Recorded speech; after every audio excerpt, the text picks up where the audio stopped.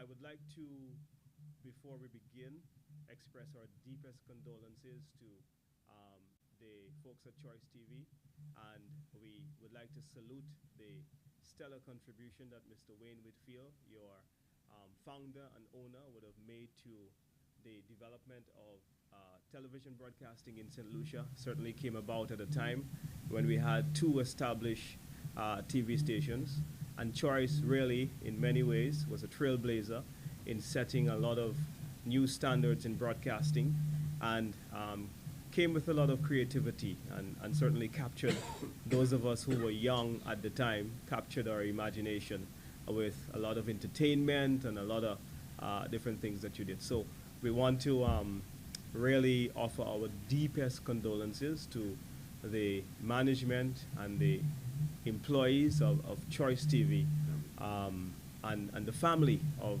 Mr. Whitfield for sharing his genius with us. I saw some colleagues posted photos that brought back memories of my own days when we played cricket on the beach, of which Mr. Whitfield was very much a part of. And it was like a big media family at that time. So deepest condolences and thanks to the Whitfield family for sharing Wayne with us and for allowing him to have made such a stellar contribution towards the development of the media in St. Lucia. Certainly one of the best graphic artists that I have known in the television business. So he will be missed. Thank you. Before I bring on the political leader, I would like to address some very unfortunate things that have happened within the tourism sector of late, and we are here to bring it to your attention and to decry the very wrong direction within which the sector is moving.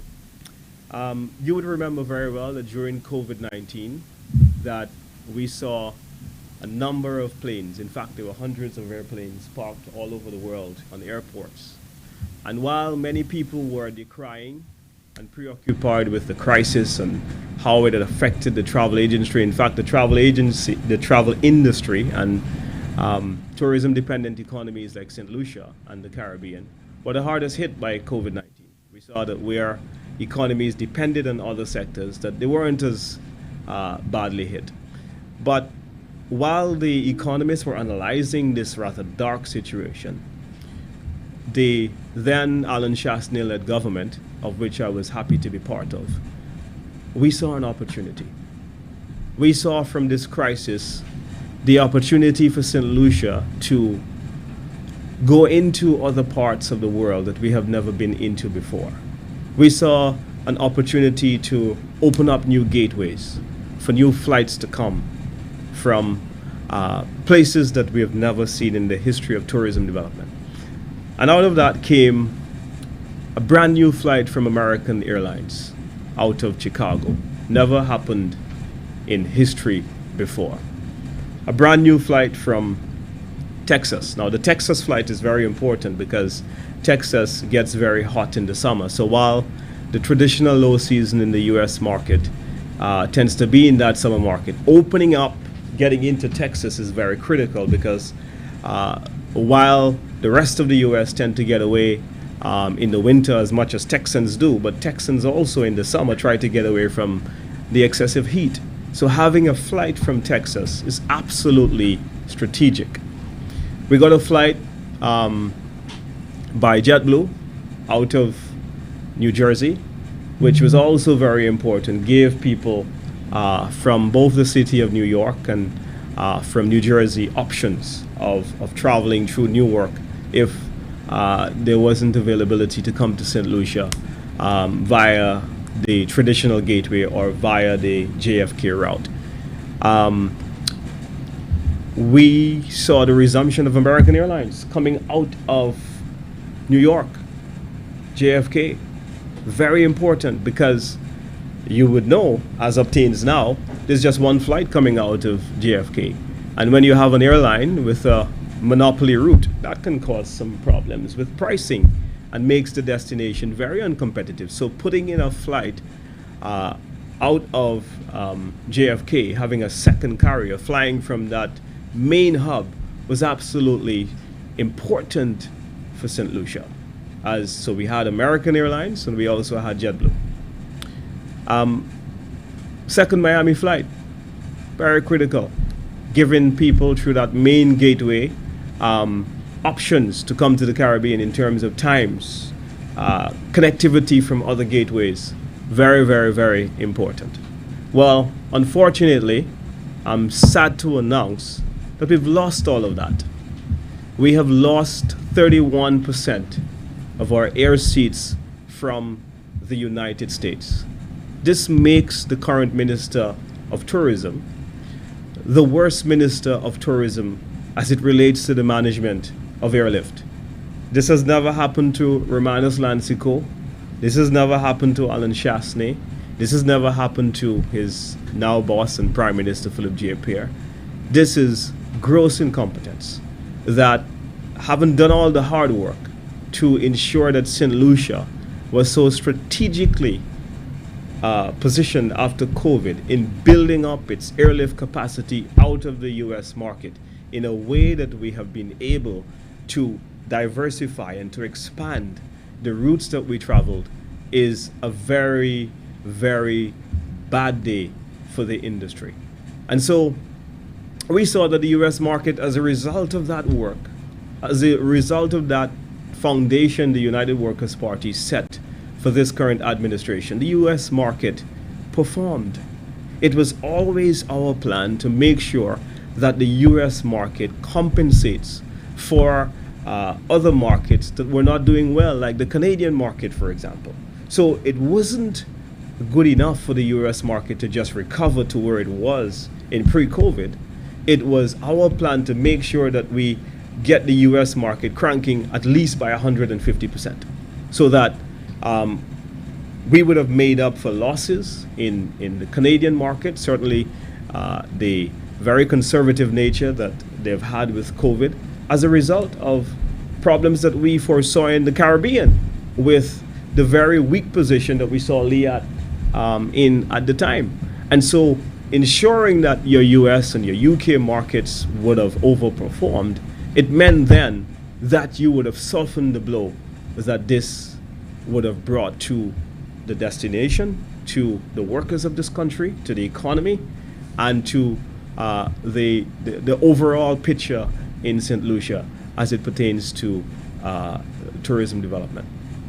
And so this winter, unfortunately, because this is happening in the middle of winter, this is not the traditional airlines that would normally have their flights go down in the summer. This is the winter we're talking about. I mean, you look at the States and you see there are snowstorms. How do you justify an airline pulling out? Well, not just one, but you're justifying 5 airlines pulling out of your destination in the middle of winter.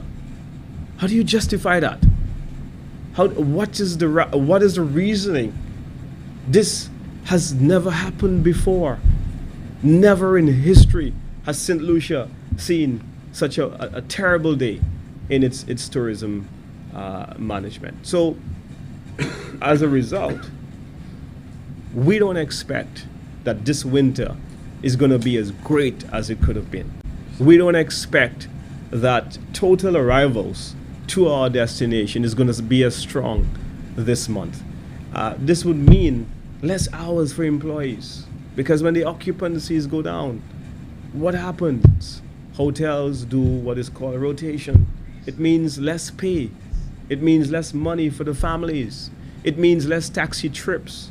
It means that the hotels are going to buy less from local farmers and our distribution companies. It means that less electricity consumption, less taxes to the government. So this error, this mistake, is a fundamental error that this administration has allowed to happen, as they have done with most things. And I'm calling on the government to give a very detailed explanation as to what has gone wrong. We see as well that a number of destinations, I mean, we look at places like Jamaica, Domrep, and they have surpassed their pre-COVID numbers when we compare to how they have performed this winter. Why hasn't St. Lucia been able to at least recover to our at least 2019 numbers? In fact, if you look at the figures, in some markets we're as much as 50% down, right? And when we look at the overall picture, we're about 75-80% of where we were in 2019. We should have been much further ahead. The recovery should have taken place, and we should have been counting growth now from the base year of 2019. So this is an awful and a colossal mistake. The Labour Party, as they have done with most things, they have squandered the great opportunity that we've left for them. Now, that's on the airlift front. The minister often speaks about ownership for St. Lucians in the industry. I would like to tell the minister that the St. Lucians were already on course of owning this industry. They already owned a significant part of this industry. The last count for Airbnbs showed that there are over 2,700 locally owned Airbnbs, a significant number of people who saw opportunity, who saw the growth, who saw how the world was responding to the great advertising campaigns that we were doing, how the world was captivated by the serene, the pristine nature of St. Lucia, its effervescence, its beauty, its charming people. But unless you are going to tell the world that this is what you have to offer, then the world will not know. And that's why we changed our branding position to say to people that St. Lucia was more than a beach. St. Lucia had a soul to it. St. Lucia was an experience that you can come and you can imagine. And it wasn't just your traditional sun, sand, and sea holiday. Our branding position of Simply Beautiful had outlived its usefulness. And so we did that so that we can make those Airbnbs, those same people that the minister is saying that he would like to champion. They've already been championed. But we didn't only do that.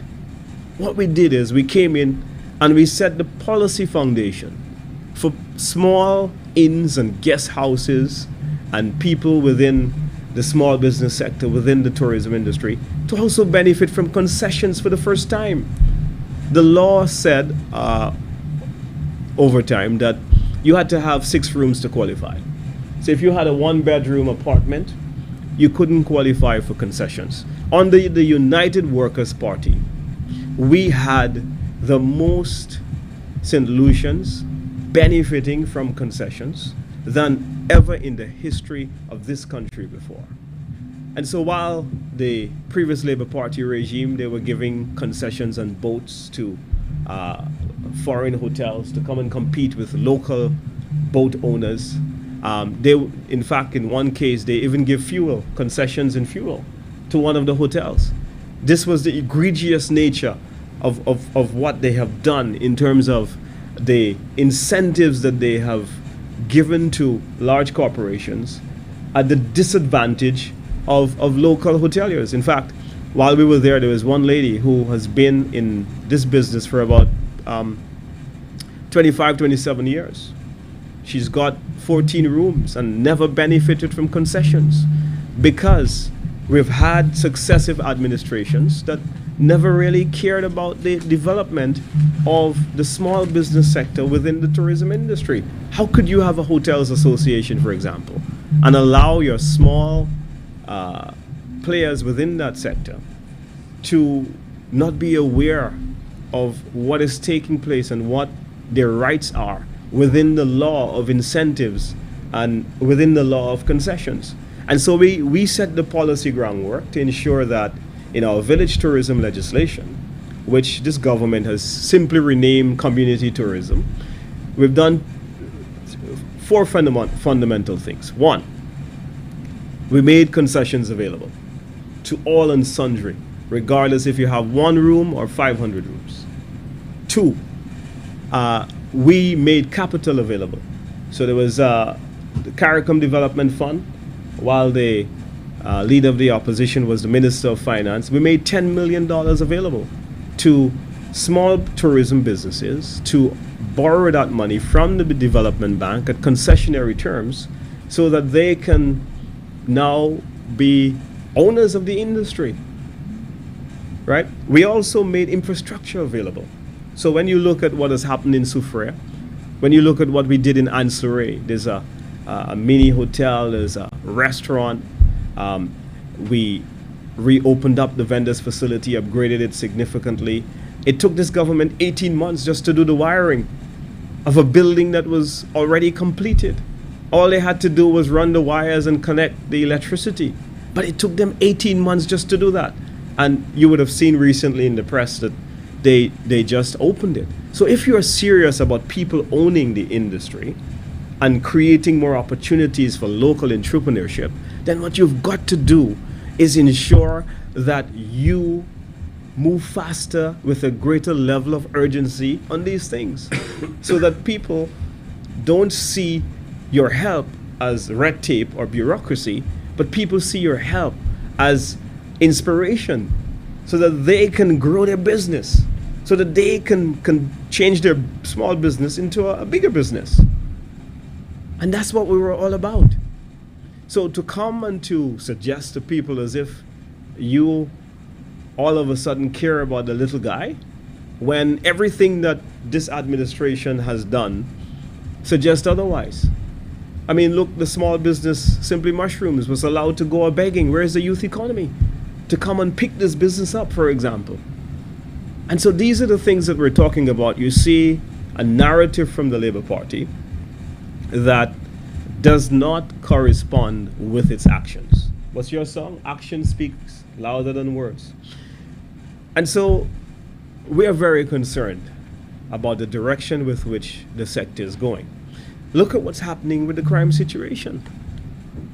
For weeks on end, we saw St. Lucia receiving bad press the world over because of the level of crime on the island. I mean, friends were calling me from the UK because of the unprecedented levels of bad press that we were receiving because of the intolerable level of crime. And what has this administration done? It has been business as usual.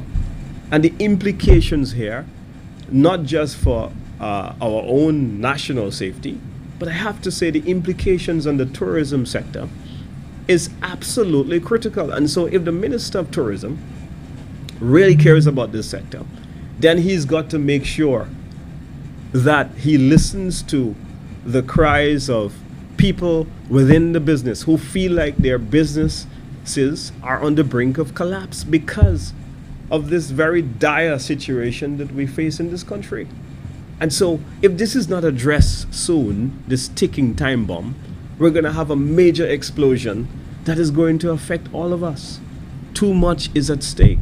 And so we're calling on the regime to deal with this crime situation so that we can manage an effective tourism destination, so that we can make sure that our citizens in this country feel concerned with where the industry is going.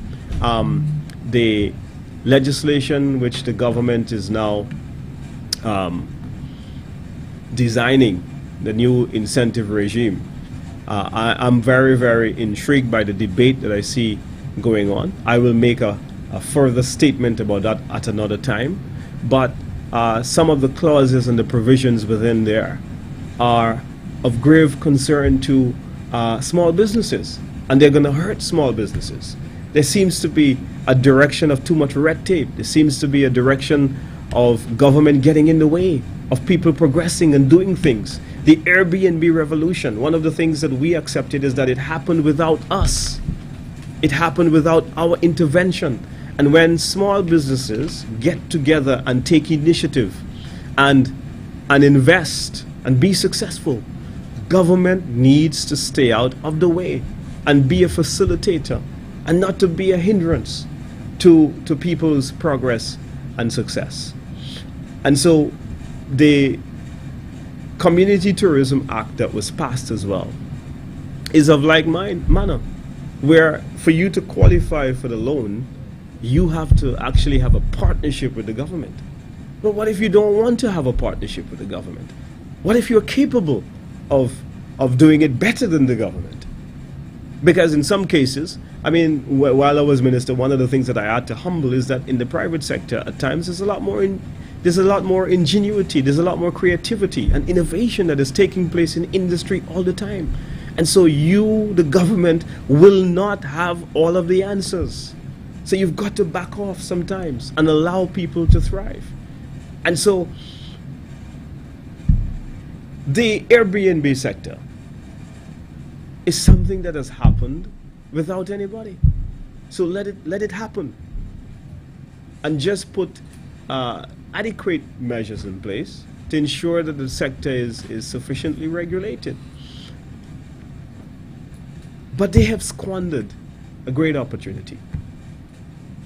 Great marketing campaigns, a great village tourism program to ensure that there's more local ownership. Now they've squandered the airlift situation in the country. All this government seems to care about is carnival. But I want to say to the minister, there's a big difference in managing a tourism destination and managing a carnival band. Major difference. And so he's got to make sure that he decipher the difference between the two. So I want to leave you with these words. I want to thank you very, very much. Our political leader has got some very important statements to make, and I want to bring him on right now, and then following that we will take your questions.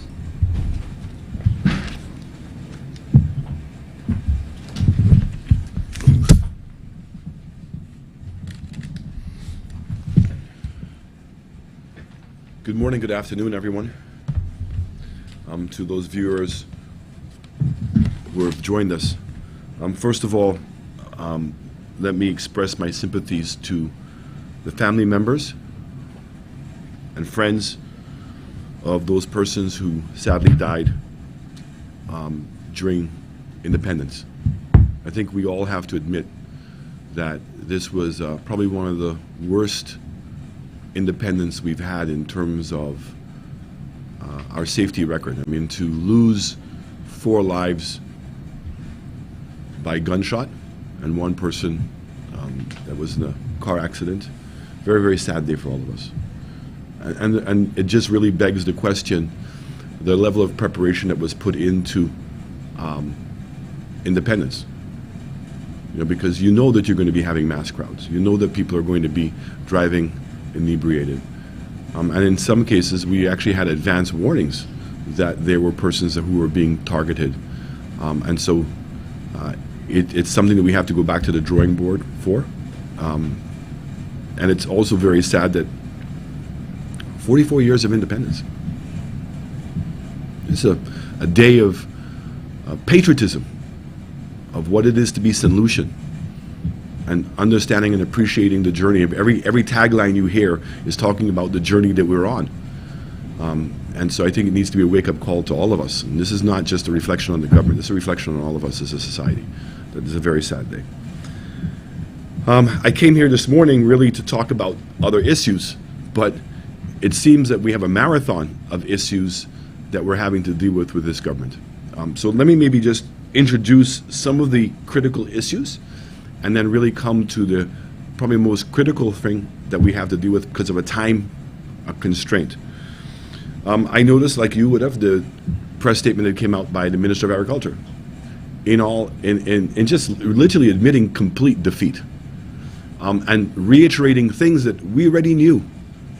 You know, once you lost the British market, then there is no economic viability in the banana sector. This idea that our banana sector can survive with the Caribbean business is a joke. It's inconsistent in terms of shipping, and this continual problem, not only to deal with bananas, but with any trade issues we have with Trinidad and Tobago in getting access to currency. You know, we have companies here who have sold stuff to Trinidad, and it's taken them months, years, going to court, trying all kinds of other ways to just simply get their currency back to them, is shameful. And it undermines all the principles of what CSME is supposed to stand for. It's difficult enough, and that's why even Europe, where they have a common currency and common laws when it comes to trade, right, we don't have that. How are you going to have a common market when some of those things are not there?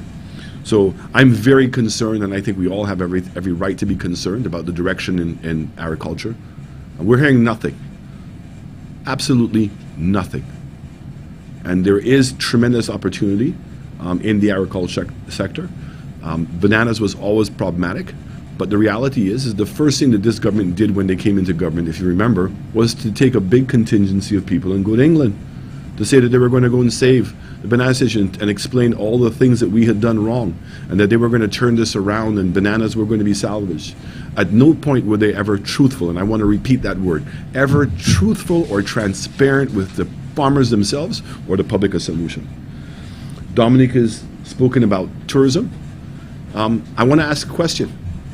What has happened to Carnival Cruise Lines? Where are they? Why are they not here? Are they going to other islands in the Caribbean, in the Southern Caribbean? What would be the reason why they're not here? And what impact is that having on the numbers of arrivals that we're having into St. Lucia? And are the other cruise lines potentially contemplating the same thing? That's why I talk about transparency. It's okay to say you have a problem. Because when you do have a problem and you tell us you know about it and you can explain to us what the strategy is. The roads in St. Lucia. You know, leading up to the election, there was a saying that people said. They said that you cannot eat roads. And that was making reference to the government of St. Lucia's policy at the time to fix as many roads as we possibly could. Well, today I would challenge you and say that the roads are eating us. We spent over $500 million on fixing up roads, and we always said that that was good. But the reality is it only represented 1/3 of the roads. And maybe now they know that, you know, the Minister of Infrastructure, who has a nickname, they call him the heavy roller, that really what was he? Right? He was just heavyweight. Okay? Just incapable of managing the projects ahead of him. I mean, look what's going on at the Millennium Road. I mean, all I can see is, really? This is a rehabilitation of an existing road? The Rodney Bay Road. All the allegations of corruption. Where are they? How could you have had a fixed contract for $15 million to do 2 roundabouts, 4 lanes, sidewalks, and a pedestrian walkway? But you were able to justify spending $12 million on a little bridge by Bordewage. And you had a fixed contract in place. If you in fact hated Fresh Start, what you should have done is ask them to finish it under the fixed contract. Instead, what have you done? You've delayed, you've caused the contract to come into turmoil, and now you have to pay Fresh Start. And my understanding is the amount of money you have to pay Fresh Start is more than the $15 million after they've assessed the works already done today. And now you have to go and find a new contractor and pay them money to fix it. But in the meanwhile, the disrespect to the people of this country, the disrespect and understanding of that tourism in Rodney Bay is a mecca of tourism for us, that we have suffered for 2 years, I mean, in an embarrassment. It's embarrassing what is taking place at the Rodney Bay area. The economy. There was a new financial act that was passed. They indicated you're supposed to give us regular updates. I don't know, the media, I certainly have not seen any updates in terms of unemployment, in terms of economic growth, in terms of our debt to GDP, are we moving in the right directions, our expenditures? Nothing. But that's the disrespect that this government has towards the people, the disdain that they have towards the people of St. Lucia, the disdain and the disrespect that they have to the law of this country and any form of accountability. Crime.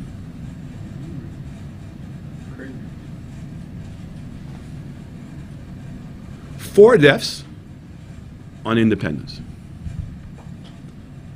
And the government has said nothing? Absolutely nothing? And this idea that you can have two ministers responsible for crime is not working. I mean, I heard the Minister of Home Affairs at the opening ceremony for USAID for 3 projects, pleading with the U.S. ambassador to take off the Leahy law. Is she for real?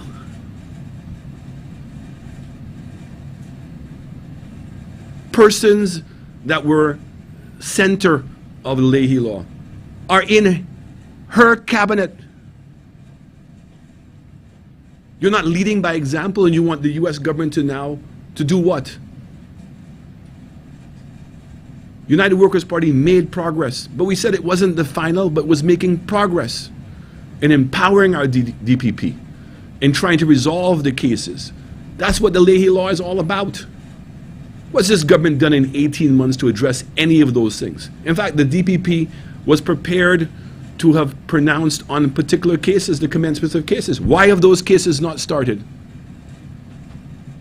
Is it the DPP has been persuaded not to proceed? If you want to get the Leahy law dropped, then we have to deal with our past. And this same Labour government are the ones that made wild allegations about a particular person while he was a minister in our government, and now find that that same person in their cabinet, and that all is forgotten, as if they have some magical wand ability to just forgive people.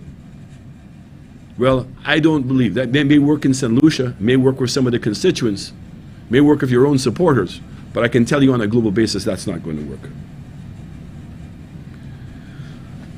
We spoke about transparency and corruption. I mean, this government, every second word out of their mouth leading up to the election was about the corruption in my administration. They've had 18 months or more, like they had 5 years previously. They've not been able to provide one iota of truth. It's just hearsay, innuendo, just like the Lindquist report. Because if people were making phone calls, there's no other evidence of anything else. All of a sudden, because they were making phone calls, they're guilty. Because he was the minister of such and such, therefore, he's responsible for it, and we think that he's guilty. Now, my government, on the other hand, has provided very clear evidence of what Ernest Hilaire did when he was the High Commissioner, and that he abused his office in order to benefit himself. It's a clear definition of corruption. He lied to the British government. He lied to the government of St. Lucia about who owned the car. Yes, he was the benevolent owner of the car, but the question is, once the car became registered in the name of the state in order for it to benefit from its incentives, then who owns the car? But there was some level of crime that was committed. In the whole Privileges Committee case, the point of that was said was lost in this nonsense as to whether, in fact, that I could be taken to the House for privileges. Let me say this to you. Misleading the House is a matter of what we call a standing order. Anytime a member of the House believes that some other person is misleading them, they're allowed to stand on a point of order. That's where it's dealt with. There are no privilege laws. It's just a name. But the point that I brought up was that Ernest Hilaire, when he was the High Commissioner, worked with the then Ambassador Dufali to open up an account in the name of the St. Lucia High Commission IMO account. That's a fact. The fact that £66,500 was transferred into the account by Dufali, that's a fact. The fact that the money was spent and some of those monies were transferred into the personal accounts of the staff that were in England, that is a fact. The Auditor General's office did a review, confirmed that the account existed, but that no permission was sought by the High Commission to open up the account. That's a fact. That when the monies arrived, the Ministry of Finance was never advised that the money came in. No permission was ever given to how to spend the money. No reports were done. And more importantly, that this account was with a dubious character. Dufali. Why was he made the ambassador?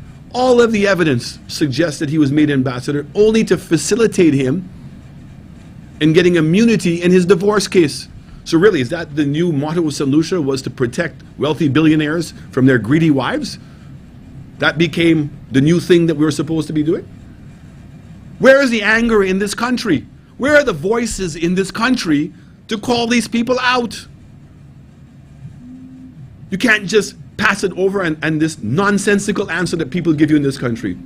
Oh, both political parties are the same. Well, they're not.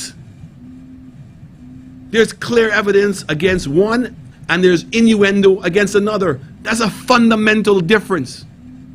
This is our country. This is something that we all have to have a vested interest in. And every single politician, every single civil servant, every St. Lucian ought to be accountable to the rule of law, because that's what binds us together.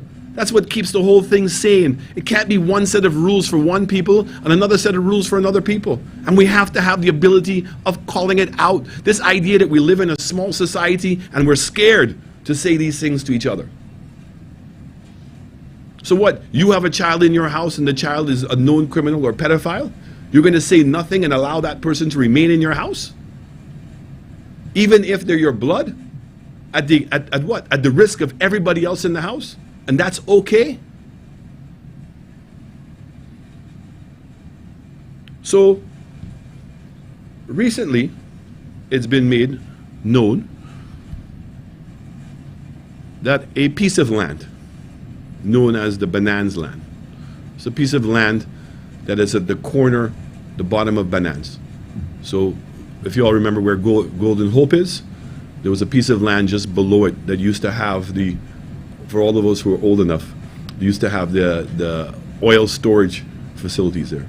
Most of us now would know it where all the old boats are parked. That piece of land was owned by housing. And it's my understanding, and the evidence is there, that the statutory agency of housing agreed to sell the land. But first of all, it's important to note that in 2013, and I will give the documents to the media before they leave, evaluation was done of that land. And in 2013, the valuation said that the land was worth $70 a square foot. So in essence, about $7 million, because it's about 100,000 square feet of land, 2.5 acres of land. I would suggest to you that even back then, $70 was an underestimate. Because we know that land in Castries goes from anywhere between $500 to $1,000 a square foot. Here it is, a piece of land. What would you compare it to? What other piece of land would be in that proximity to Castries on the waterfront? And now with the new developments that are coming into that area, we've heard about the potential the DPH development and expanding the Banana area, the new Millennium Highway that's coming in, all right? You have the redevelopment of Point Seraphin that's taking place. I would suggest to you that even if you wanted to accept $70 as a square foot in 2013, that land would be worth much more today. But in December, an individual who was a former senator of the Labour Party, an individual who wanted to run for them in Gros Islet, a guy called Terry Finisterre, who was a surveyor, was asked to do, is it Terry? Terrence? Terrence Sinclair. Sinclair. Was asked to do a valuation by housing. And he valued the land at $35 a square foot. $35 a square foot. $35 a square foot for waterfront land in the harbor of Castries. And then housing turned around and sold the land for $25 a square foot. And to make it more egregious, it's not even to say like they were transparent and open about it. They tried to hide it. So they sold the land to a lady who is Reno Gajada's sister, but has a different name.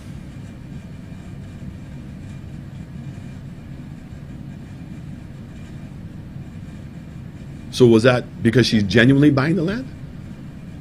is that they were just trying to avoid detection?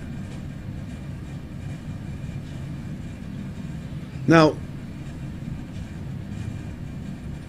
first of all, I believe that that land, and in speaking to other persons, is worth in excess of $400 a square foot, which means that that land is valued at more than $40 million. But more importantly, this is a piece of land, ladies and gentlemen, that should have never been sold. And if it was going to be sold, it had to be sold with the idea that you were going to do something that was so amazing to benefit all of us. If it was going to be sold, why not invest in Lucia? Why not SLASPA?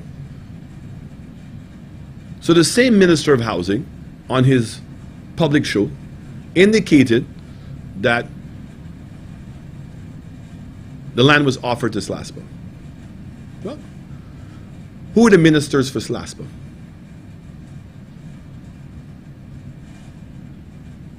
Stephenson King, day-to-day operations. Philip Pierre, the Minister of Finance, in charge of financial matters. So you're telling me it was offered to them, and neither one of them saw it fit to cause SLASPA to go ahead and buy the land? Instead, the Minister of Housing said that there was no response from SLASPA. Why wasn't the land offered to invest? Who is the Minister of Invest in Lucia? Isn't it not Ernest Hilaire? Is he not the district rep for that area? You would think that after spearheading the investment by GPH to fix up Bonanza, that would be a natural expansion, area of an expansion, and that by getting invested to buy it, give them the opportunity to make sure there was a proper development in that area? None of these people said anything. And then who is the chairman of housing? Mikey Pilgrim, former Prime Minister of this country. A man who stands in front of the media as being a moral beacon, an ethical beacon for this country. And you're going to sit there as chairman of housing, you put your signature to it to allow and approve that that land be sold for $2.5 million? And then who's the deputy chair? John Peters, another person, always on TV, pontificating and talking about morality and ethics, good governance and transparency and no corruption, and that he's sitting on that same committee. And there's more stories to come as to what has happened with that money. This is blatant corruption. How can this happen in St. Lucia? How can we not wake up to the fact that our country is being ruined by bad policies and that many of the assets of this state are being sold right below, in front of our eyes, below our noses, and we are seeing nothing? And there's more information to come out about this deal, because there was a property purchased at the bottom of the chaussee for $1.8 million. And the person they purchased the land from is the lawyer on the National Housing Committee. Wow. No questions. Nobody sees anything wrong with this. We have no problems with it. This is not innuendo. These are facts that you can go and check for yourself. Go down to the registry. All the persons' names I've mentioned have been gazetted and approved to be on their boards. Who the lawyer is for housing is a matter of record. You don't have to guess, or is Alan just, the United Workers' Party, just creating innuendo, putting dust in my eye? Now, why are all these things important at this particular moment, and why we're here today? So this government has chosen that the first constitutional matter that they want to address in this country is the Privy Council. And to remove the Privy Council as our final court of appeal and to make it the CCJ. I want to say, I think philosophically, conceptually, I don't think anybody in the United Workers' Party has a problem with that. The question is, should we be doing it now? Is that the most important? Well, forget about even being the most important. mean, I think that boundaries, revision of our Constitution needs immediate amendment. The fact that we've not had any boundaries changes, and we just taking each other to court, and we have the ability to take each other to court because there's problems with what the process is. The Commonwealth Secretariat wrote a document, very clear cut, as to how the boundaries should be, and we're in breach of all of them. We're not even inconsistent with the rest of the world, and in particular with the Commonwealth countries.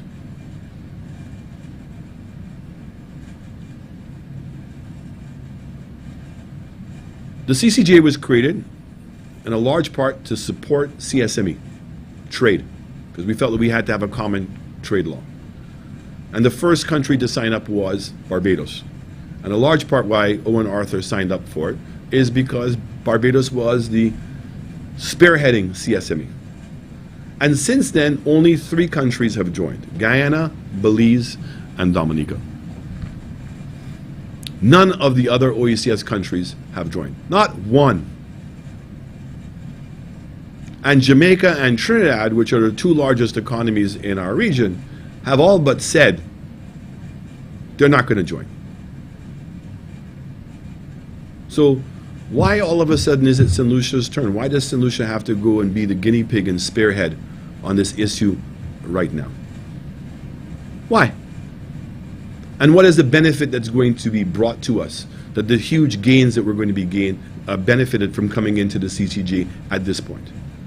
And particularly when you see some issues. I'm still scratch my head, I'm boggled how we talk about the separation between politics and justice and the judicial system. Isn't that what we always say? Separation between the two. How did Mario Michel end up to be a judge on the Court of Appeals?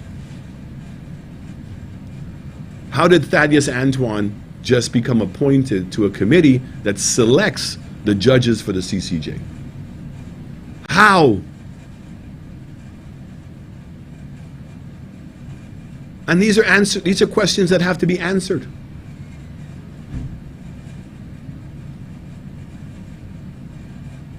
So when we hear the arguments by members of the other side, which comes back to sovereignty. Sovereignty? Really? Going to the CCJ is going to make us any more sovereign than we were before? What does the court do? Court interprets your laws. Who are your laws done by? You! Whether they're done in your hand or whether you willingly imported them. But it's always been you, St. Lucia, who determines its laws. And this idea that the judges are going to look like us, sound like us, and culturally sensitive to us, well, there are many people who question whether that actually has been a benefit. Because when we look at what's taken place at the High Court, we look at what's taken place in some of the cases of the Appeals Court, it begs the question. Now, what we do know with the Privy Council is it's a reservoir of hundreds of years of law. And it is in a fraternity or an institution that globally is accepted. So I can say to you, I've met multiple investors as a prime minister, as a minister, and even now most recently in heading up an equity fund. And after the question of ROI, rate of return on investment, the second question people ask, what's the rule of law? And when businesses have choices, they're not going to find themselves in situations in which they don't know. Let's take Dubai. Wealthy. Dubai had to go to create an international zone and import British law in order to drive its investment agenda.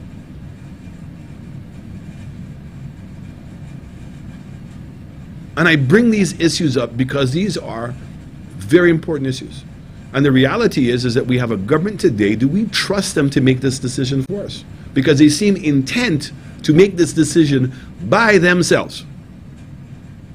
I don't understand. If you think your argument is so great, and this is such a great thing for the people of St. Lucia, allow the people of St. Lucia, give them the choice.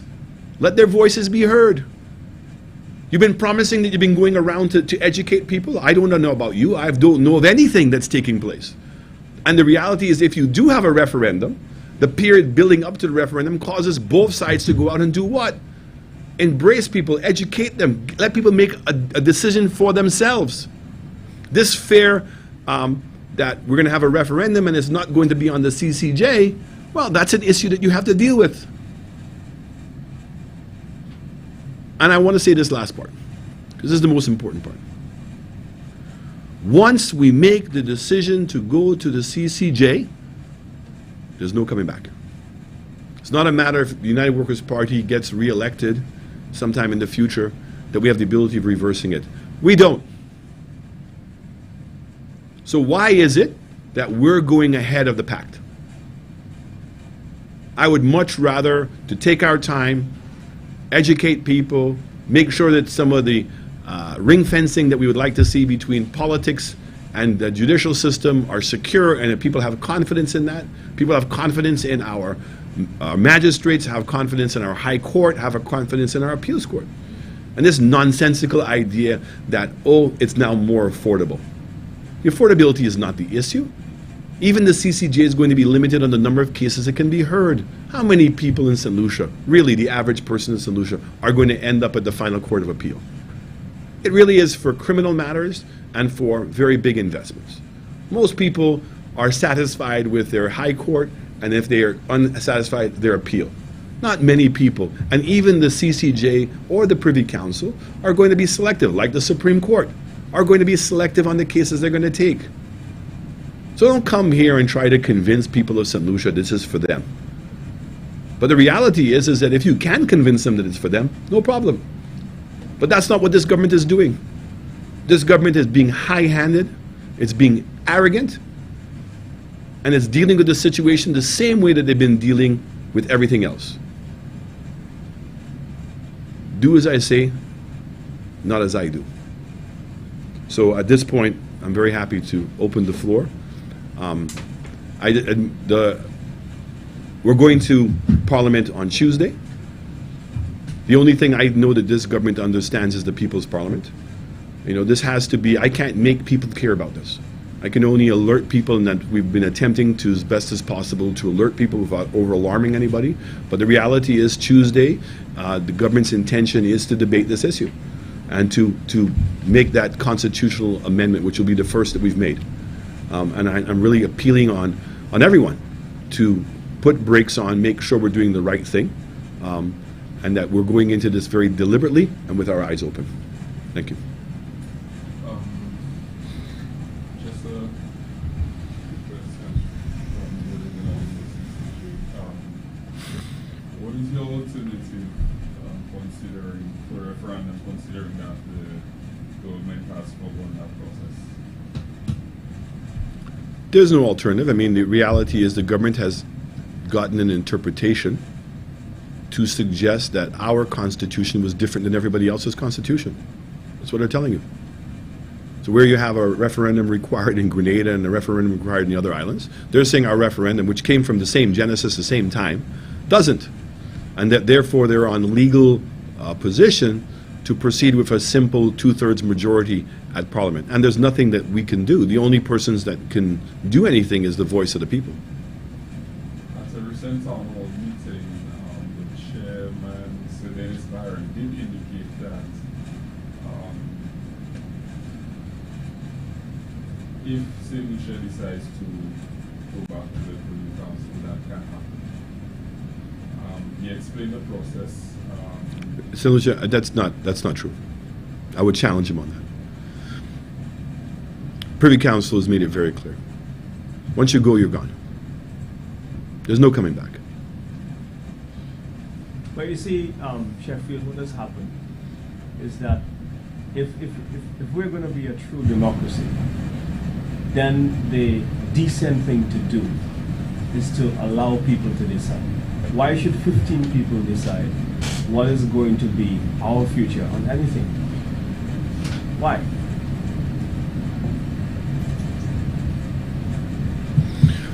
And you know, I'm going to say that there are some things I believe that the government clearly, I mean, if you want to go and make the amendments, I see they were proposing amendments for the Speaker, for the Deputy Speaker of the House. I think it's stupid, right? But that's within their prerogative. I mean, I would love to see the government have taken up the mantle of the Boundaries Commission. You have a document that was written by a third party, which is the Commonwealth Secretariat. It's impacting people. You can't have a constituency branch of 26,000 and another constituency branch of 5. That's a mockery of our Constitution, which says all constituencies should be the same size. Why this? Why this? And who is the persons that are pushing this agenda? Because I don't believe that people in the parliament care one way or the other. I think it's just all about making St. Lucia worse. Truly. So why under your regime the boundaries issue was not addressed? Great question. It was. So when Kimson Rose was my Attorney General, and which was not easy, given the positions that she'd taken, and we agreed with Kim to take her out from being the Attorney General, and we gave her the position to help introduce constitutional change. And for those of you who were in the media fraternity would have remembered that Joe Clark came down here, the former Prime Minister of Canada, and the former Prime Minister of Malta came down, and they had several meetings back and forth. And the goal was to attempt to try to revise the Boundaries Commission. But it requires 2/3 majority. And the Labour Party was not interested. You know, I'm just saying, we've never done constitutional reform. Let's pick something that's meaningful. I'm not so sure Privy Council is one of those things right now that we ought to be messing with. I think it has too many implications, too difficult to be able to understand. Whereas I think the constitutional matter, whether you want to change the Governor General to being a president and come to a Commonwealth, we would support that tomorrow. So what are some of the implications you see in St. Lucia joining the CCJ? I think that from a foreign investment perspective and even an investment perspective, it doesn't instill the same level of confidence. I think that there are not enough countries that are part of CCJ for it to get that global recognition that it needs in order to gain that level of confidence. So I think that we would be much more comfortable knowing that Trinidad and Jamaica and some of the other countries, at least one other OECS country, why St. Lucia first? Do you see any benefits in going to the CCJ? There's no one benefit more than we're in the Privy Council. The reality is with the Privy Council, we know that's always going to be there. You know, CCJ has a very unique model of funding, which is a trust. But it's only got 4 countries in it right now. You know, the question is it going to generate more money when it has more, or is it going to go through more expenses, or is it going to be limited in what it could potentially do? I know that the Privy Council is always going to be there. I know that the Privy Council comes with it a repertoire of history, and that's very common to what our laws have been, and it instills a level of confidence in everyone. And I want to say that as a small island developing state, and Sir Arthur Lewis wrote about it, development by investment. Foreign direct investment is very important. I mean, let's go to Cabot. All the hoopla and the criticism that they were coming to take St. Lucian's lands and all kinds of nonsense. Go there today. So John always used to tell me, Alan, as much foreign investment I can get here, we're going to take it. I said, why? He said, because I've never seen anybody put it on their back and take it away. Once they invested in St. Lucia, it's ours. Yes, legally they're going to manage it. But look at how competitive the world is today. Something like rule of law matters. Why do we want to take that chance right now? Why do we want to give away such a significant tactical advantage?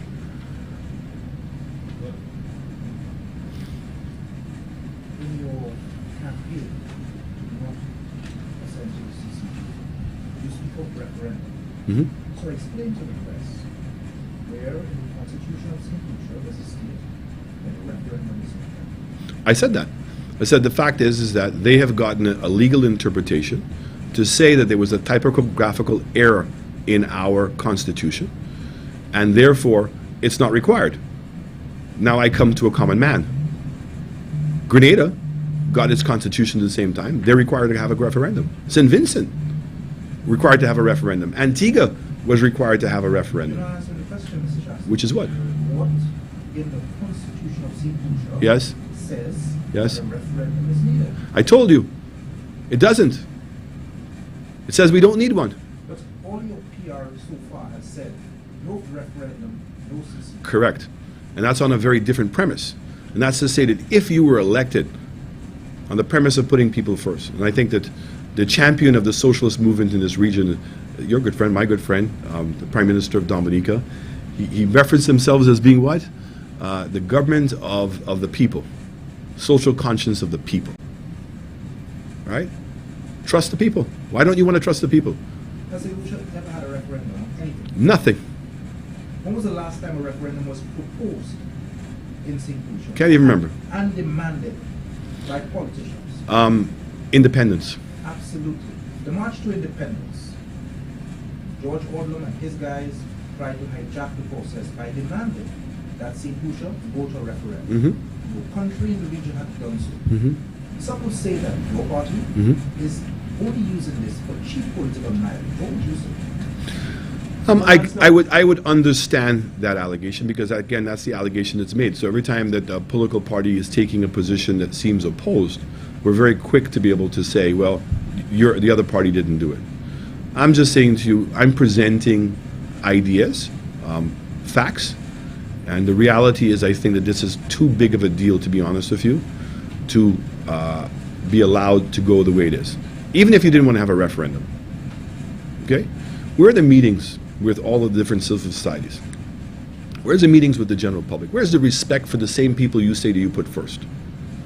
How is it the same people that you trust to elect you into government, all of a sudden that you now reneging that and saying, oh no, I'm going to make the decision for them? And the biggest thing I have to say to you is I question the moral and ethics, the morality and the ethics of this government. I don't trust them. They've lied about everything. And that this seems to be more about a play of politics than it is about anything else. When you don't want to do the HIA airport, none of the evidence that they've come up with supports their argument. When you don't want to move into St. Jude's and none of the evidence supports what you're doing, the Rodney Bay Road, what's the argument? The argument is that Alan Chastney's project, but the fact that as they like to say, the evidence of the whole issue is being ignored? Some would say that So I just want to chime in on this whole referendum discussion, because you have been raising the point about the fact that the Constitution doesn't require it. But I want to say to you that the assertion you have made is not exactly true, that there has not been a referendum in the Caribbean. When it No, he didn't say the require Caribbean. one. He said St. Lucia. Yeah, so let's go back to Jamaica. Alexander Bustamante, 1961.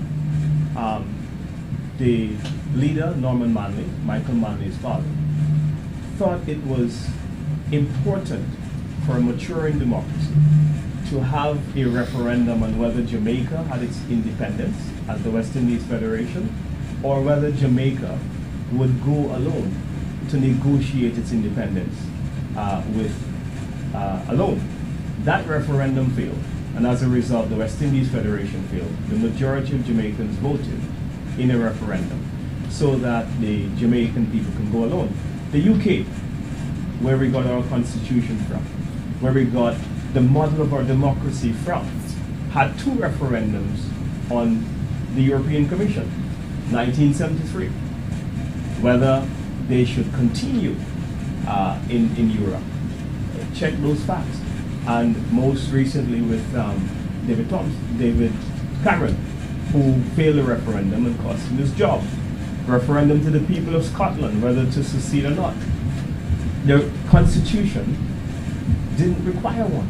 And so what you do find in public governance is that even though a referendum may not be required on a particular matter, but because of its significance, and because of its comprehensive implications on people's life, governments have chosen to ensure that they go a step further, more than they are required by law or by a constitution, to ensure that they do justice to their democracy, to uphold democratic principles, so that those individuals, so that every single citizen can participate. What we're calling for here is the very same principle, in that if we're going to make such an important decision, that we have to do everything we can to give every citizen in St. Lucia the opportunity to have a say on this important matter. If the people says yes, then fine. The judgment Yeah. written by Justice Burrell, 2018 particularly that judgment, where the Bar Association, accompanied by other lawyers, Jeffrey Saab, Edward Nelson in particular, brought that motion, and it is this motion that gives the government legs to stand on. Some will say that that motion was merely the work of the opposition in the background, again, using the matter of the CCG as a political football. What would you say? No, are you suggesting when we were in opposition or when the Labour Party was in opposition? When the United Workers' Party was in opposition. I can say to you, as leader of the party, I never was involved in any activities as it pertains to the CCJ and the courts. None. I can say that categorically now. Whether they are the other members of the party that may have, or persons who were perceived as members of the party, the reality is that my understanding is the person who took that to the courts was Kenny Anthony. I don't know that our party are the ones that did that. Our position on the CCJ has always been the same. We agree in the general principle that we would like to join the CCJ, and we think that that's a good thing, but we're just questioning whether that should be now. The fact that only 4 countries have joined, to be honest with you, is an indictment. What role do you think ethnicity, nationality, and culture plays in the dispensation of justice? It ought to play none. They say that justice is blind. Right? That's when you get the best justice. You know, and that's why, that people bring up this stuff. When you have, how does a Thaddeus Antoine end up on a selection committee? How does Mary Michelle, former Deputy Prime Minister of St. Lucia, not only end up on the Court of Appeal? When you had the case in St. Kitts, he sat himself.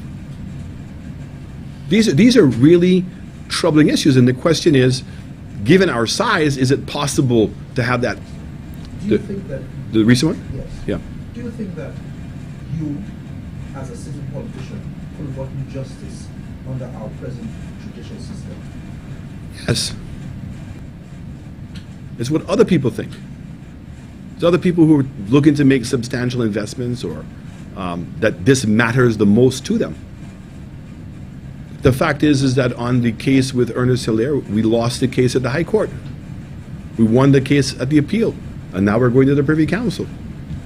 It's just a matter of interpretation of what the law is, and you can argue it out.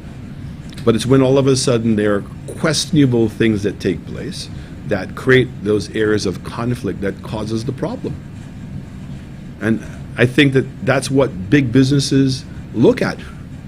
I honestly believe, and maybe they're not going to come out and say it, but a Jamaica and a Trinidad that have so much foreign direct investment in their countries have taken that seriously into consideration. Look, the CCJ is, where is it housed? It's housed in Trinidad. Why have Trinidad not joined? And the fact is, the more experience the CCJ has, the more widespread that its coverage is, the better. But I think it's an indictment. 15 years has gone by. I say it's an indictment. Look, it's difficult. And I admire what we're attempting to do. And the only question we're asking right now, to be honest with you, given everything that's taking place in the world, all of the issues that we have to deal with, is now the time. So Michael Gordon sits on the OCS Legal and Judicial Commission. Does that mean we should not trust the rulings coming out of,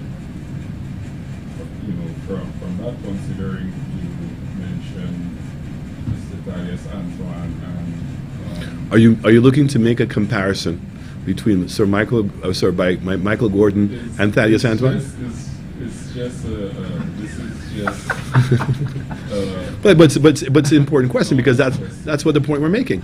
Look, Thaddeus Antoine has been pretty much an exclusive defender of the Labour Party. Yeah. He went on a show, right, trying to defend the then minister over his Rovergate, and said It's a friend's Sa- discount. that you can go to Point Seraphin and get a friend's discount. Okay? The reality, that's what he is. You know, Mr. Astafan, he's a brilliant lawyer. I have the greatest admiration for him, the greatest amount of respect for him. I mean, I go against him all the time. But in every single instance, the persons that he's representing are the Labour Party. So don't tell me he's not a, and I say this in the nicest and the most respectful way, he is what we describe as being a hack. Thaddeus is a hack. Okay? So I'm just saying to you, if you have a system that is not going to screen that process and raise the bar and say, you know what, Mr. Thaddeus, we think you're a great guy, blah, blah, blah, but because of your political affiliations, and given that we want to maintain this complete separation between the courts and politics, okay, you don't qualify. That we would think is an unfair attack on Mr. Antoine, because Mr. Antoine is not appointed to the CCJ selection committee by the government of St. Lucia, but rather by his peers. So that would be an unfair attack, would you think? Nope, because then, as I said to you, the criteria that's used to make that selection is not high enough. The due diligence that you're doing is not high enough. Because if you come to St. Lucia and find out about Thaddeus Antoine, we're going to be a member of the CCJ, right? We all want to know that there is no connection between the politicians and everybody else. But Mr. Chastain, one second. Mr. Chastain, you're still making it seem as if it is his political affiliation in St. Lucia then colors him as a professional in his capacity as a lawyer, recommended by his colleagues. How many other people could have been selected? I'm just saying to you, sir. You know, it's like in our Constitution, we just had a recent issue interpreting the Governor General. When our Constitution says that the Governor General will appoint somebody, nominate somebody, and that's the word, nominate.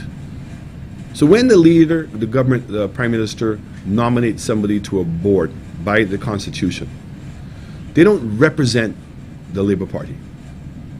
They are nominated by the Labour Party. When they get onto that committee, they are to derobe themselves of any association. The person that's appointed or nominated by the leader of the opposition, same thing. Now, when you have an instance where there's 3 people on a board, one being nominated by the Prime Minister, one being nominated by the leader of the opposition, and one person being nominated by the Governor General. I go around and people think, oh, the Governor General is allowed to put whomever he wants. No! The interpretation of that is the Governor General must make sure that it must be somebody who would not be nominated by the government, who would not nominated by the opposition, but nominated by the people.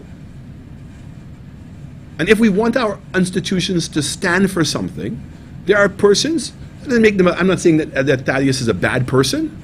I'm just saying for that particular position, right? He's disqualified because of virtue of his bias here in St. Lucia.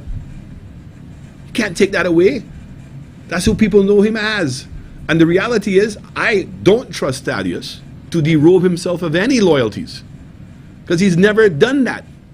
His loyalty has always been to the Labour Party. Whereas, you take a Michael Gordon, Michael may have his political preferences one way or the other, but I am satisfied that when he has to make the decision, okay, that he's going to make the decision in his own mind, and he's not going to be prejudiced in any way. He's not as involved politically. Well, one of the arguments could be that Thaddeus would only be one of 10 persons on that selection committee. So it's not like because he selects someone, that person will go through. And I think additionally, the other argument is that he was at one time the OECS bar president, and this is on that merit he has been selected.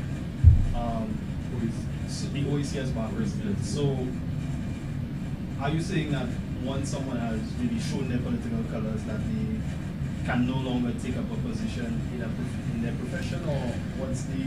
If you want people to have confidence, then there has to be very clear criteria. Yeah? And as I said to you, it's not about making a judgment of who Thaddeus is, but it's what everybody else is going to believe. Right? So somebody commits a crime, does their time, and all of a sudden now becomes a teacher at a school, okay, as a parent, the system says the person's been cleansed. Yeah. I'm now going to take that person and put that person in the classroom to oversee your child. Are you willing to take that chance? Okay, so institutions that are critical institutions. The judicial system is a critical institution. You know, I have my own issues. Right? I mean, you're talking about, I had 3 defamation cases against Richard Fedrick that go back to from the time, second year in office. And none of those things were heard. And I had to go through an election in which people said they believed what he said. And there's clear evidence that what he said was a lie. I didn't get my day in court. There are people out there who are in similar positions who take this thing very seriously. They're not going to get on a soapbox and publicly denounce somebody. How are you going to work it out? Your only way of getting justice is in through the justice system. And you want to know that the justice system is fair. I mean, I go to Singapore. Singapore didn't make it to where it was by accident. You know what the penalty for corruption in Singapore is? Does anybody here know what the penalty for corruption in Singapore is? Death.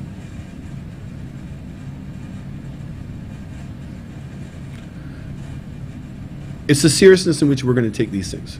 So I'm just saying to you, I think when it comes to justice, and it's so important, I've seen so many people feel like they've gotten an injustice. Yeah? That we have to do everything that we can to raise the bar, that for the best, that we can defend it.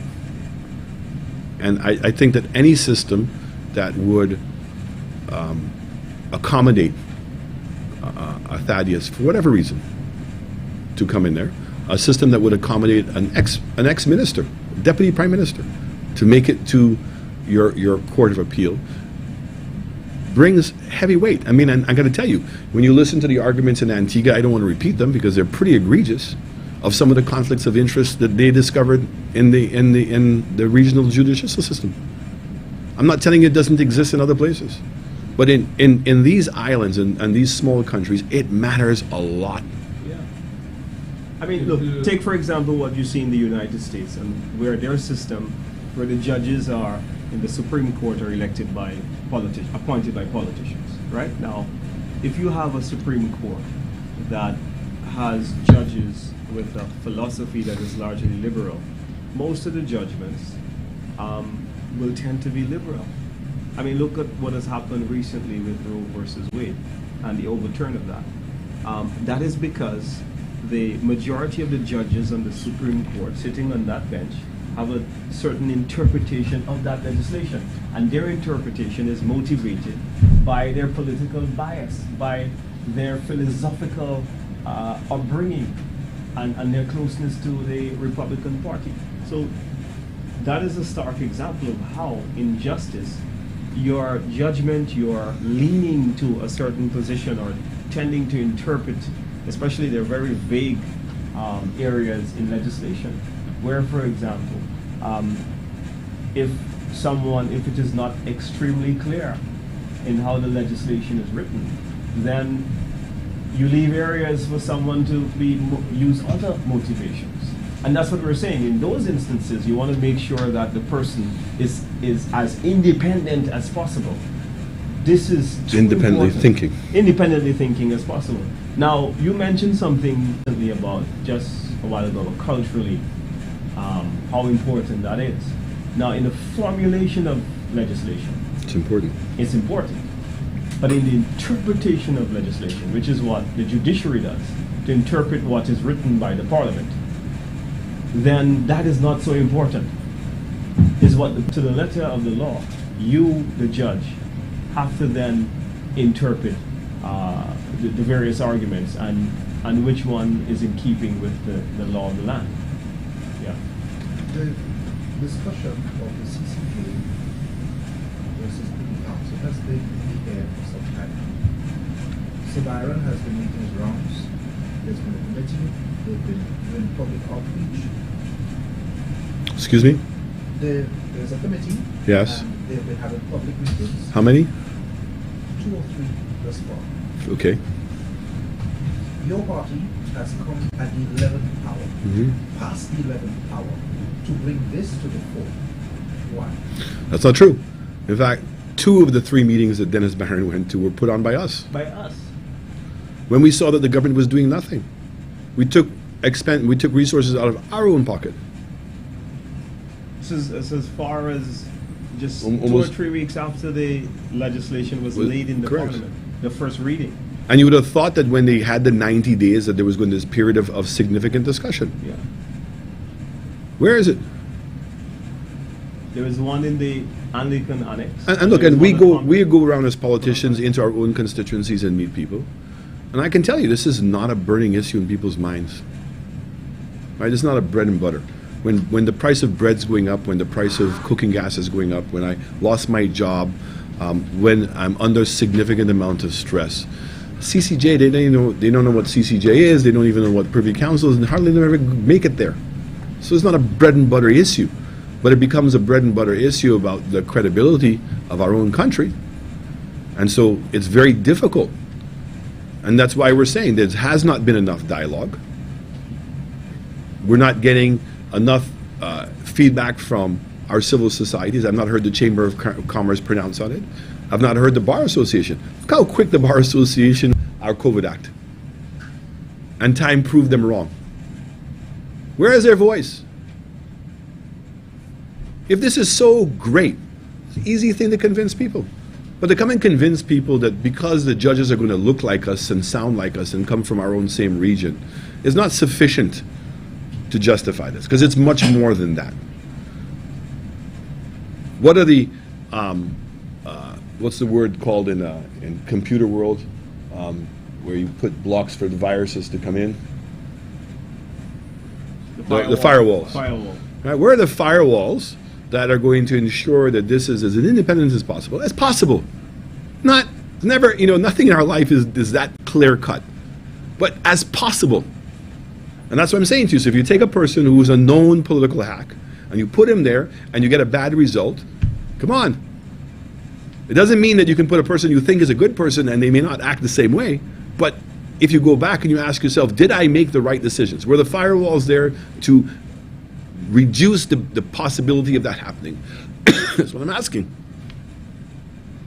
And I'm just saying, it strikes me as being odd. I don't know about you, about the members of the media, but a government that says it's putting people first, that it's a people-centric policy, right? That we have to trust the people, then this doesn't seem like the action of a government that actually genuinely believes that. And it starts begging the question. So it's the same way. How is it that the Prime Minister and the Minister of Infrastructure will not buy the piece of land from National Housing? How can 2 gentlemen who are the chairman and the deputy chair, who profess to be, I call them intellectual bourgeois, that hold up the ethics and the morality of our society as being their beacons, they're being their guiding principle, allow themselves to sign this? Yeah. Honestly, because it's so egregious. How is it that a government that made all of these allegations against a minister when he was a member of another ministry, okay? How is it that a Speaker of the House can advise himself, go to the courts and embarrass himself and have to sign a consent order that costs the taxpayers of this country $150,000 and still not see that he has to resign? That it questions the morality and the ethics of who we are. When you're going to accept those positions, it's not just about you. You're representing your country. Where is that coming from? And then nobody else wants to call it out? One of the disadvantages of small societies is that the true separation of the different chambers of a democracy that the Westminster system intended to achieve are not possible because your parliaments are too small. There's going to always be intermingling between members of parliament, between the judiciary, between members of the executive. I mean, if you look, for example, at our own reality, in St. Lucia, you've got 15 MPs, and then everybody but one is in the executive. But that system is meant to have separation of duties where the cabinet is doing something totally different from the parliament, and the judiciary is made up by totally different people. And as much as possible, you would wish that there's no familiarity of family relations. But in small societies, that becomes impossible for your society to have the true separation, for there to be as little entanglement as possible with individuals who are not conflicted in any way. That is one of the disadvantages. And so by being with the CCJ, you have people who haven't been to school with you. The chances of one of the judges there knowing us in some way or being part of some... I mean, the present president of the CCJ was actually a candidate in an election with Ralph Gonzalez in the minority party in St. Vincent. That is a fact, right? We spoke about Senators Byron. He was president of the CCJ, and his brother was the Attorney General in St. Kitts at the same time. So how do you get the separation? You've got a former minister from St. Lucia who justices. We're not saying that these individuals are culpable in any way, but what we're saying is that it makes it difficult for a human being to function in an independent, objective manner when you've got those realities. I'm in the same political party, sitting in Alan Chasney's cabinet at some time in my career history. I become a judge, he comes before me, and you think it's going to be, I'm going to be totally impartial and don't have any biases towards it? But That's and impossible. that's the point. The point is that he ought to recluse himself. Correct. Okay, that's the ethics and the morality that I'm speaking about. It's like with the speaker. Hey, nobody caused the speaker to go and do what he did. He did it himself. But he has to take responsibility for that. He advised himself. He's cost the taxpayers of this country $150,000. He's embarrassed the position. And yet, he doesn't feel the need to resign? Is it 50,000 or 75,000? $75,000 was for my lawyers. How much he paid his lawyers? Did you ask the question? You don't know. But you have to know. That's what I'm asking. You Okay. can't say you know, but you have to ask. That's what I'm asking. So I'm saying to you, He said yeah, 75,000. is what he paid. What he paid my lawyers? And so guess what? He had two king counsels. I had one. How much did he pay his? Right? But the reality is that there's no standard. These are our institutions. The CCJ is a regional institution that the best way possible for it to be beyond approach. And it's when you make these initial selections, and do we have confidence that currently that the processes that we have to build up the credibility of the CCJ exist? That's the question. And if we don't make that decision today, what's the consequence? This idea that by being with the Privy Council is making us less sovereign, I don't buy that argument at all. I would say to you, maintaining the king as our head of state, well, it's not going to make any significant difference in the position, but in principle, right? And then here's a question I ask. If in fact we went to war tomorrow, is the king going to call the troops to come and help us? What's the answer? No. Okay? So it's just, you know, what do you call it? A pretty picture. So why not have my own person? And I agree with that. I think that the boundaries, critical issue for St. Lucians, because we've not been able to get it right. We're potentially going to go into another election without it being remedied. And it's egregious what's taking place with our boundaries. And again, it's a tough situation to make sure that those boundaries are done in a fair manner. Sir. I just have a final question on crime. Considering the investments made to the police and whatnot, Investments. Vehicles. it's still an investment. Yeah, go ahead. Considering the crime situation, is there a need for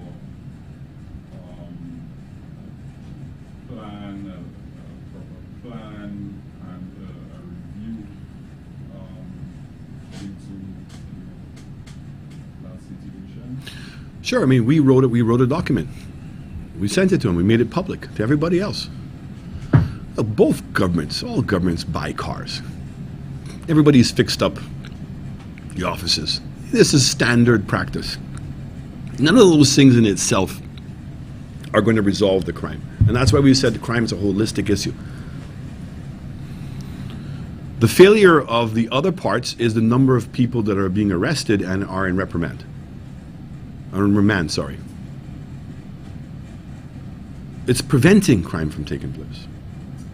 We have a social issue. When we came into government, we had 8 social workers. 8.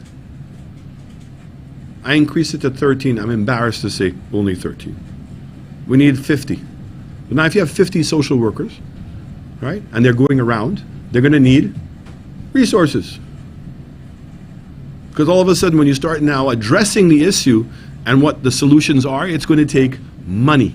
I want to say to all of us here, this idea that wanting the economy to grow and having a surplus budget, we better start learning that that's the future.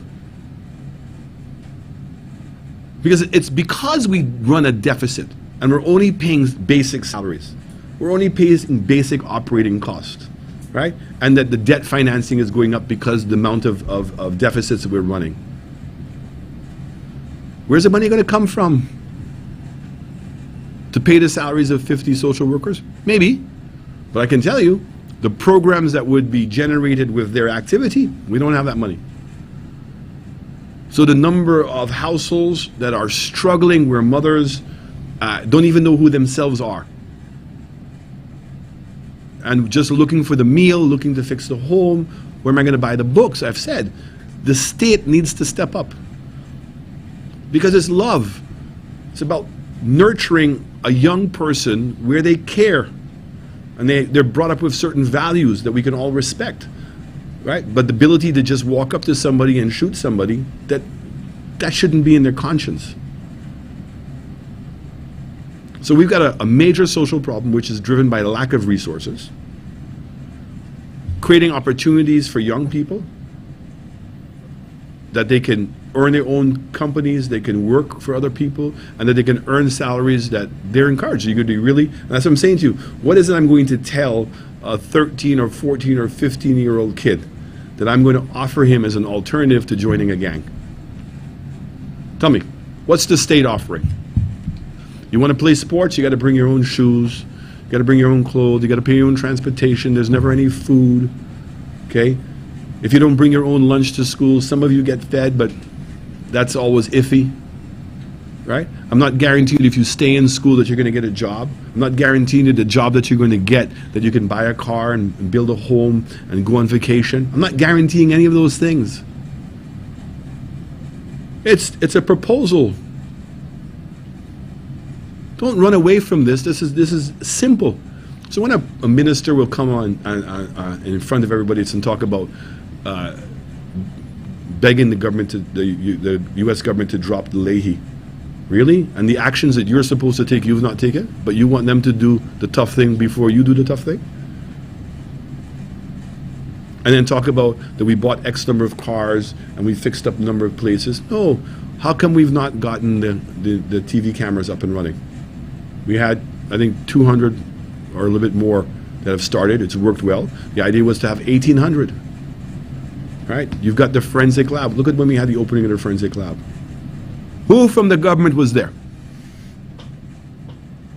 The Minister of National Security wasn't there, and the Minister of Home Affairs was not there.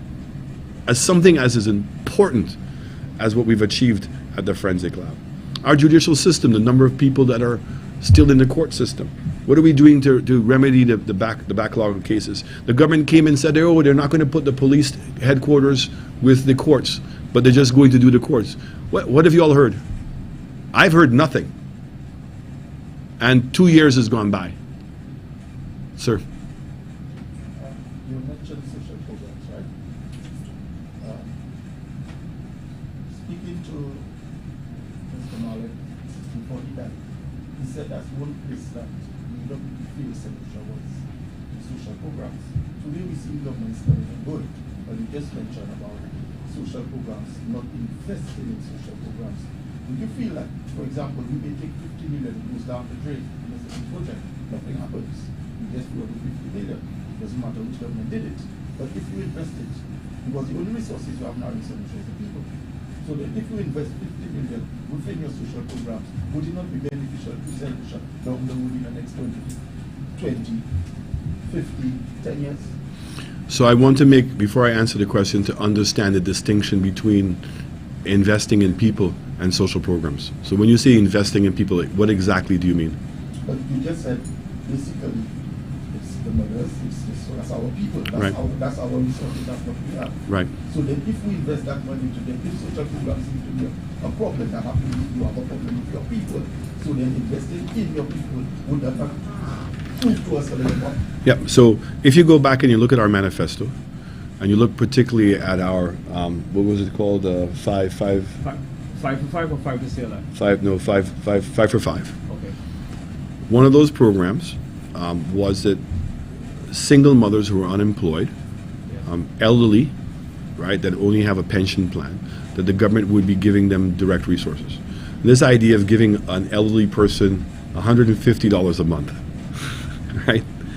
I mean, I'm laughing, but I'm crying.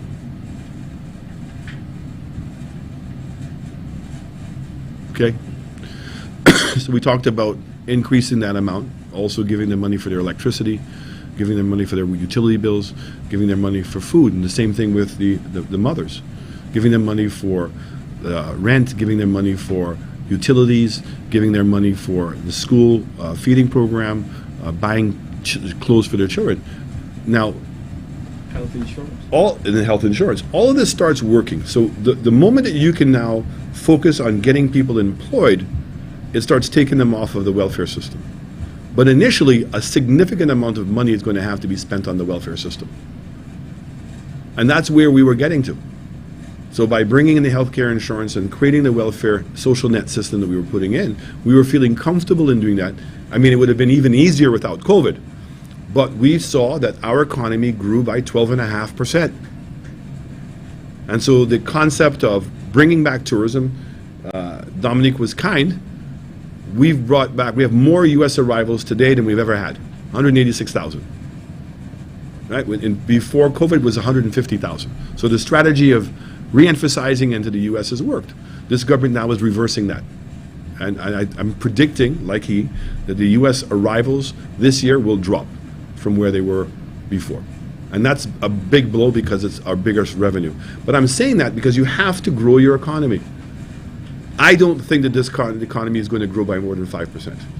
Barbados just announced that they've grown by 10%. Right? After COVID, Barbados grew by 1.5%. We grew by 12.5%. Right? And we had I want to say this word very clearly, a sense of urgency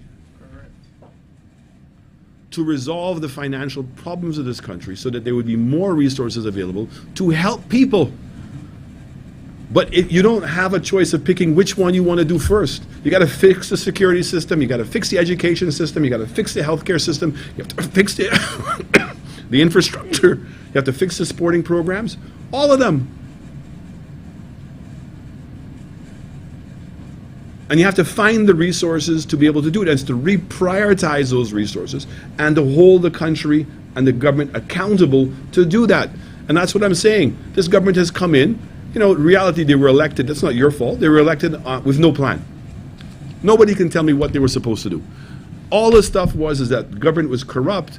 Alan Shastney was this white man who was taking advantage of people and blah, blah, blah, despite the fact that the evidence of what we were doing was working to the benefit of every single solution.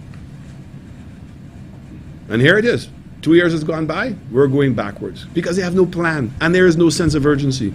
And there's not the reality of understanding that you need to grow your economy to get the resources to put in to help develop your people. I'm a huge social believer. But at the end of the day, if you're just going to focus on social development, You will crash. right, the economy is going to crash. You've got to do it in parallel, lives and livelihood. It's both, not one or the other. And this thing where the Labour Party has made growing and foreign direct investment and tourism, that they have demonized these ideas, is to our detriment. I want to hear what they're going to say about the Daher Mall.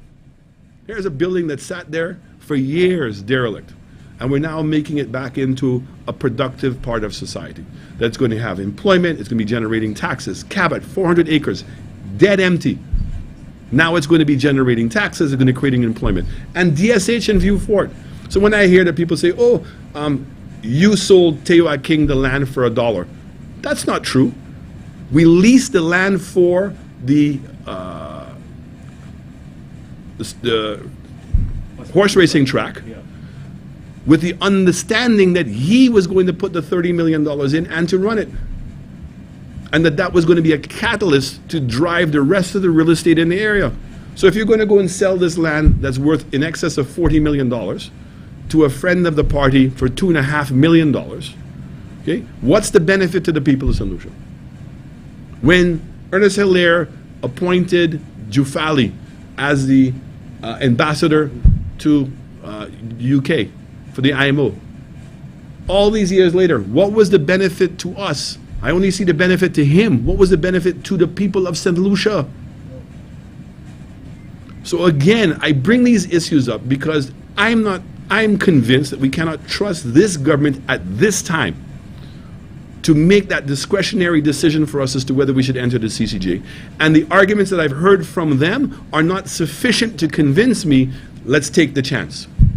Because once we go, we go. And I agree with Dale. The fact is that the people of St. Lucia have been silent on it. I'm saying to them that come tomorrow, the government is going to go. The question is, if you are not prepared to pass a judgment, then you should say no. And you should come out and say no, and let your voice be heard. Because it means that the government failed in its responsibility to have educated you and to have convinced you that this was the right thing to do. And so it's the same way where we say to people, not voting doesn't exist. When you don't vote, whoever wins is who you voted for. So in this instance, saying I don't know is an indictment against the government. Because you ought to know. This is a very, very important decision that we're making, and it's going to have significant ramifications to the viability of our country. Thank you. Thank you all, members of the media, for coming. This brings us to the end of our press conference. Thank you for watching, everybody. It's been a pleasure.